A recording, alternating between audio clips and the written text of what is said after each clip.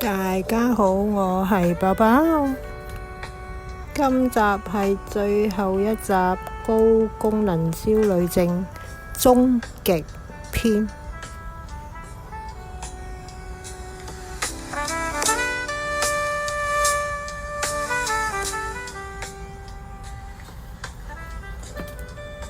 喂，台灣人就感性啊，香港人就爽直喎，日本人高質素啊，哇！法國人真係浪漫。如果以上幾樣嘢集於一身，一個完美嘅朋友幾好呢？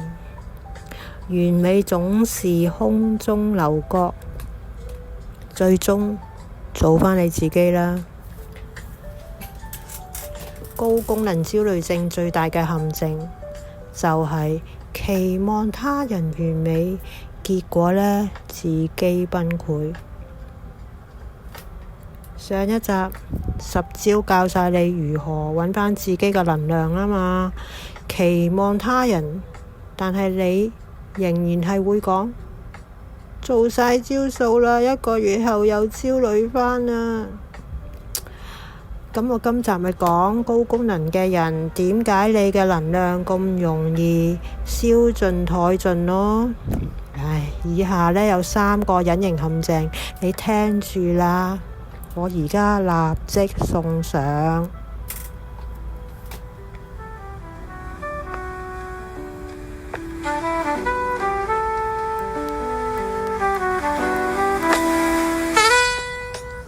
陷阱1：完美主義內死循環。上集咪教咗你一招高功能焦慮症8:2比率嘅，即係做80達標，留返20%去做優化，咁咪得咯。誰不知你呢，就做咗80%，然後仲加碼40%喎，總共做120%。夜晚做到12點，仲喺度諗緊啊！哎呀，唔夠好喎，又係咪激死啊？解決方法：請你停止你嘅完美清單，作為座右銘。OK， 唔該你做每一個方案之前問清楚自己，80分夠唔夠老闆收貨呢？定係90分係咪可以令佢動心呢？然後 set 好個計時器，限改3次即停。夜晚喺屋企 OT 前啊，寫低個字條貼喺個床頭啊。今日夠好，提醒自己唔該，做完就瞓覺啦。腦科學講啊，完美主義係可以令你嘅多巴胺斷崖嘅。寫低停止無限修改清單，去重啟你嘅大腦獎賞系統。呢個當然係有可能唔係一次就搞得掂啦，但係唔代表你做唔到咯，明冇？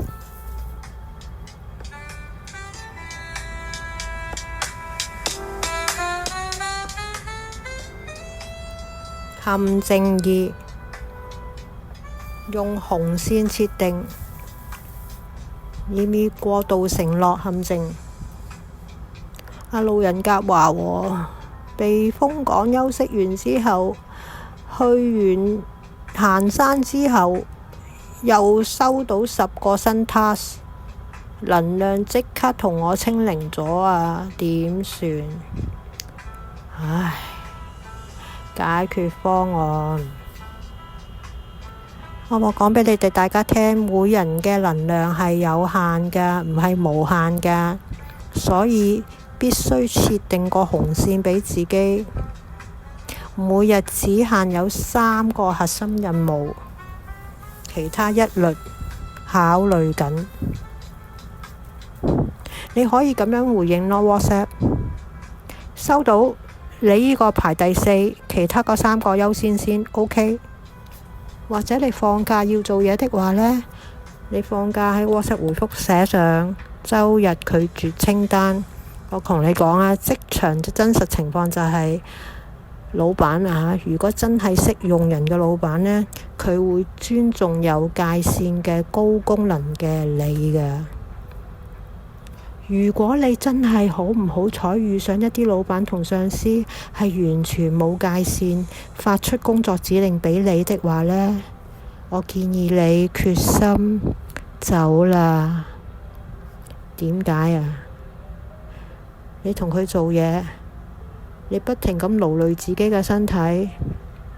我話你聽，你就算喺佢身上，喺佢公司裏邊賺到幾多錢都好啊，你有後半生嘅時間都係俾返晒啲錢，唔係佢，係俾返晒啲錢俾你睇醫生嗰個醫院，睇你嘅長期慢性病啊。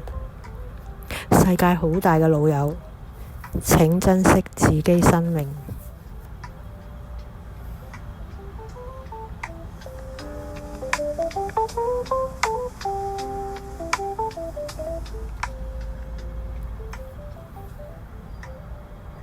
第三個陷阱，有冇忽略自己身體嘅警報啊？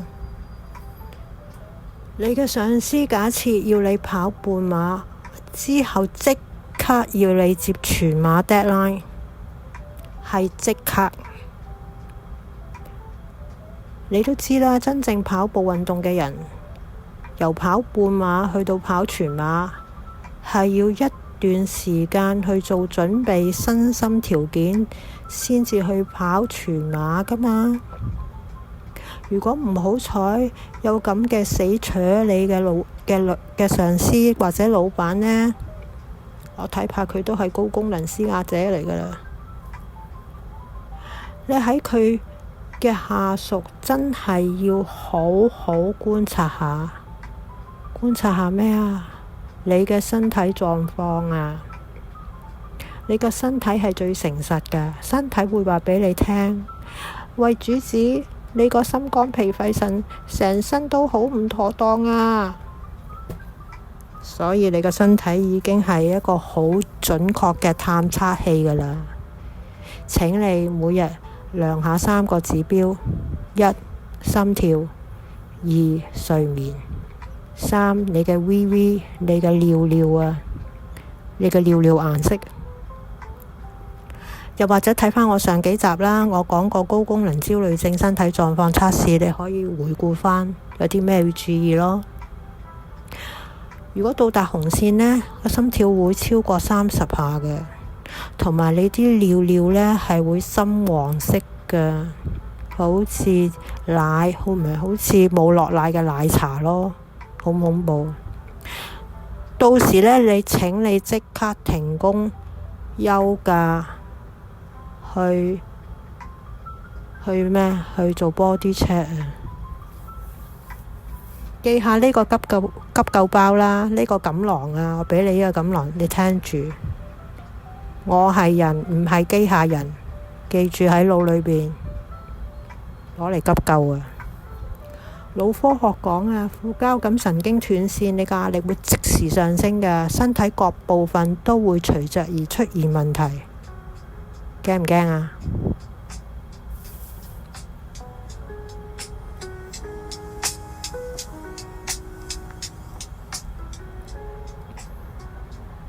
另外呢，我想提醒一下，特別係呢個世代呢，我哋周圍環境嘅壓力嘅來源呢，亦都有可能係唔係人，係機器，係 EMF， 即係機器發出嚟嘅電磁場，有可能係由電器啦、WiFi 啦、手機啦、藍牙啦。總之係一切電磁波發射嘅來源，佢有好多種嘅，有低頻、有高頻、有射頻，所以每一個人身體嘅質素係唔同。如果你想盡辦法都揾唔到個原因，解決唔到不知名嘅壓力呢，你就要睇下你周圍嘅電磁波，有可能係唔可以忽視嘅源頭嚟㗎。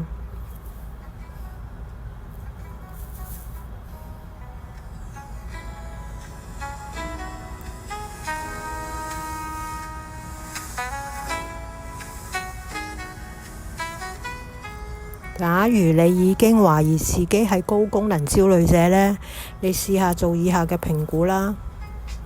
每日3分鐘評估，提防你燒盡自己嘅大腦能源。第一，喺當晚查下做咗嘅方案改咗幾多次。如果一日比一日多呢，請你重啟評估下自己啦。第二，新承諾幾多個？有冇過度作出承諾？第三，身體有冇警報？有冇乜嘢忽視咗身體嘅警號？如果你3個都 say yes 呢，即刻再評估下自己跌咗落邊個嘅陷阱。我頭先講嗰3個邊個嘅陷阱，再睇下之前2集想所講嘅10招中邊一招可以再試多次，然後再睇下有冇改善到。OK。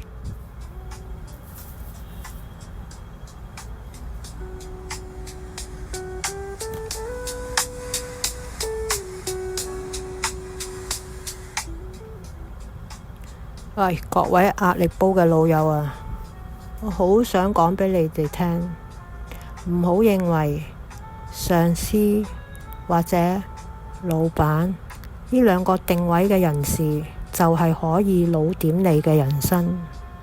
我贈你4個字啊，自主人生。佢哋只係用佢哋嘅方法去爭取到佢哋當下嘅位置咋，唔代表佢哋嘅方法係可以用喺你身上係正確㗎。社會有好多人呢嘅眼界係好狹窄而不自知嘅。呢類嘅人士呢，只係用自己短短幾十年嘅人生經驗同埋閱歷，就濫用咗自己嘅地位、老闆、上司呢啲角色去批判人哋嘅人生同埋對與錯。佢哋覺得所有唔同佢哋一樣思維嘅人都係錯嘅，有可能係嘅老師，亦都可能係你嘅上司，甚至係你嘅長輩。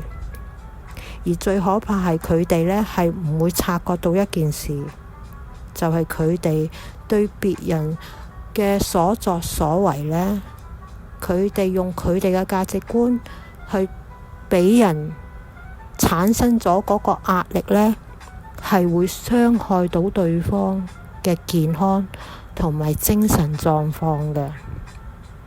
呢個所謂施壓者濫用權力下係有業債嘅。更差嘅係，可惜係承受佢哋壓力嘅承壓者呢，你哋除咗每個月嘅薪水，一生帶住喺身上邊嘅就係一個長期慢性病痛，去過埋你嘅下半生。所以無論你係邊一方呢，真係要好好地反省一下，究竟你有冇傷到自己嘅身體，或者冇傷害到人哋嘅身體。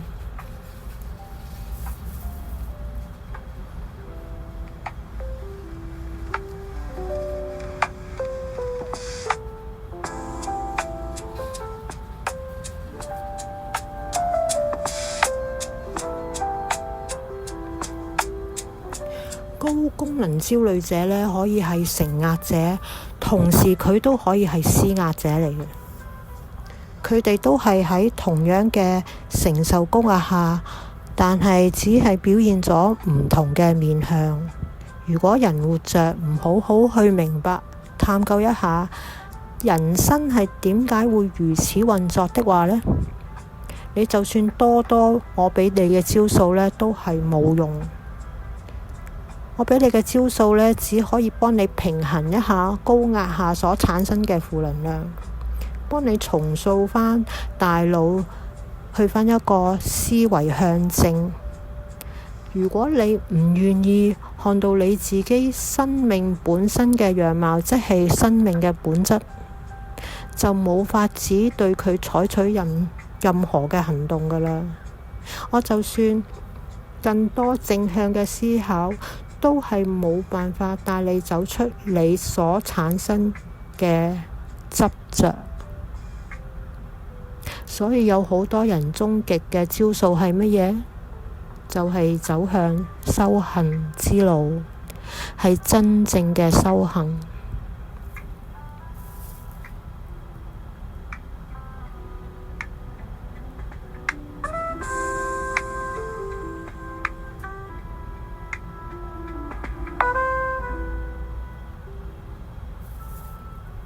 真正嘅修行咁易咩？所謂修行，修好你嘅品行。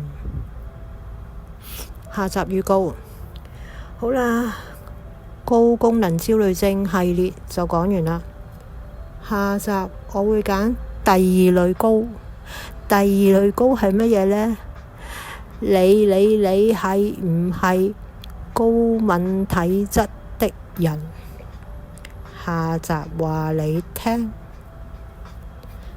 最後我哋一齊做返個深長6-8呼吸法啦。吸好能量，呼走咩啊？呼走垃圾。包金句，每一個吸氣都係幫細胞多點好能量，每一個呼氣都係放下壓力，揾個冇人騷擾你嘅地方，放鬆身體。我哋準備開始。好啦，開始。吸氣，2、3、4、5、6。呼氣，2、3、4、5、6、7、8。好。